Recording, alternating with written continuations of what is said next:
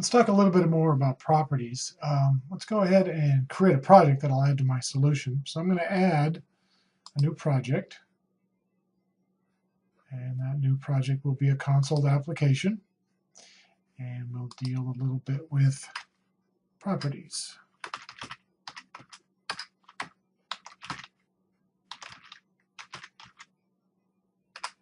So here's my code.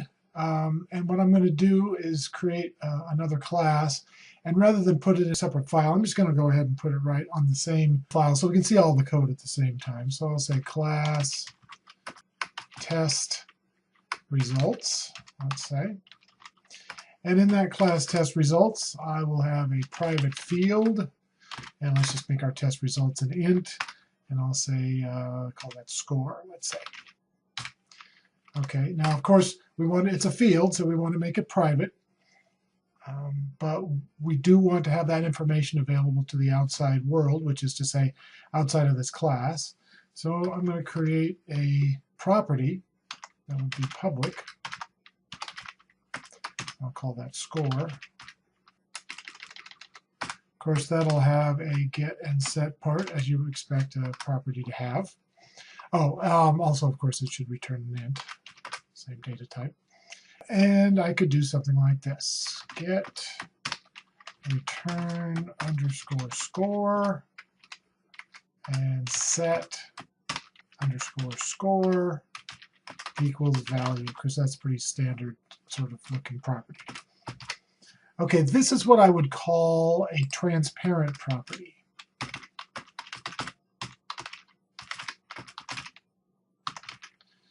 And what I mean by that is that it's a property in some sense in name only. I mean, clearly it's a property, but it doesn't protect score in any way. You can return the value of score, you can set the value of score, so you could come up here in the main and you could create a variable of type test results, or a reference variable. So test results, my results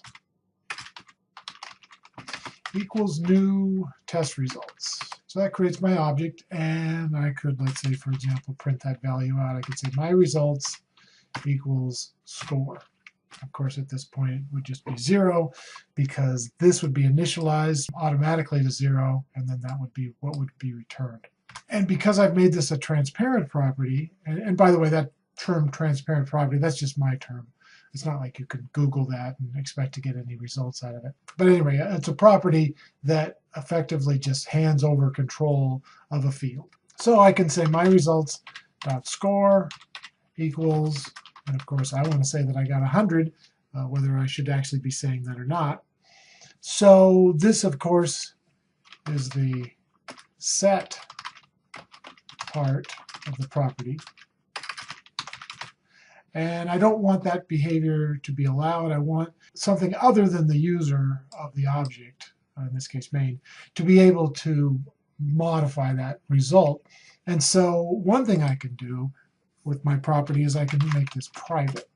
Okay, and then I would not be allowed to do, as you can see, you get the syntax error. I would not be allowed to do that kind of assignment. I would only be able to read the value. So just so I have something to deal with here, imagine that, again, it came from an outside source, but I'll initialize score to 50, just to have a thing to talk about. So this is no longer available to me. Okay. The other thing I could have done, let me show you that this would be possible, is simply, okay, so there we are, back with the set, and now this works again. So if you wanted to disallow that instead of make it private, you could just leave it out altogether. So in this case, I'll comment it out, but you could just completely delete that line. Okay, so that's another possibility. What I'm going to do is say that you are not allowed to do that, and I'll make this private. Okay. So and then in some sense that's a semi-transparent property, because you can read the value but not actually change it. And so that's okay. But I would suggest avoiding the truly transparent property, in other words, this sort of thing, because really that isn't a whole lot different than just having a public field, which of course we want to avoid, because we end up getting bad values in our fields or making the objects invalid. Okay. Another possibility for this sort of thing is, rather than creating this as a field with a property, and I'm going to go ahead and delete this now, you can create what's known as an auto-implemented property. And that would look like this. So the property itself looks the same, the property name, but we could say get and set. And that's effectively the same as a transparent property, except I don't even have to create a backing field. For the most part, I try to avoid auto-implemented properties. There are some limited cases where they make sense, but especially as you're starting out with object-oriented coding and programming, if you just make a property auto-implemented, then really you're just making a public field. So there's a limited set of property that should be auto-implemented. Okay, so let's do an example of something that might be reasonable to be auto-implemented. Let's say public string identifier. And this would be something that the user could reasonably expect to be allowed to do, to get and set as they see fit. So I'll go ahead and move this comment now. To get and set as they see fit without changing the validity of the object. Okay, so something like that. And then go ahead and make score a non-transparent and non-auto-implemented property by giving it a get and a set part. So this is going to return underscore score. So of course that means I'm going to have a backing field. So it's this underscore score, which is kind of a strange name. Anyway, that I'm referring to as my backing field. So I now of course need to create that public field like so. Okay. And again, I don't want the user of the test results objects to be able to modify it, but I might want to modify it from within my code itself. In fact, I would expect to want to be able to do that, or at least most things. Or I guess it's possible that you could have a score that you never want modified, then you just remove the set part.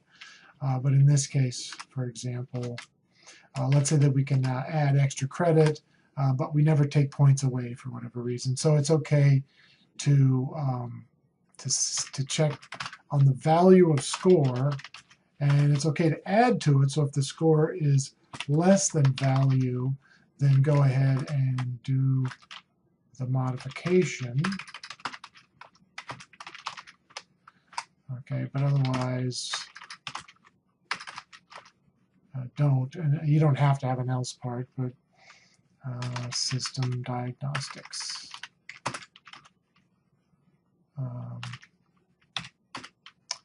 Debug right line.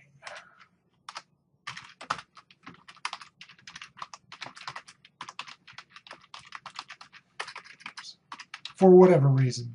And of course, you could have significantly more code or more interesting code in the set part, but the point is that you have a set part, it is protecting the field, but it's only available to members, which is to say methods of the class test results, and no place else.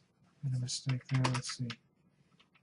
There we go. So that's a couple more things about properties. So thanks for listening.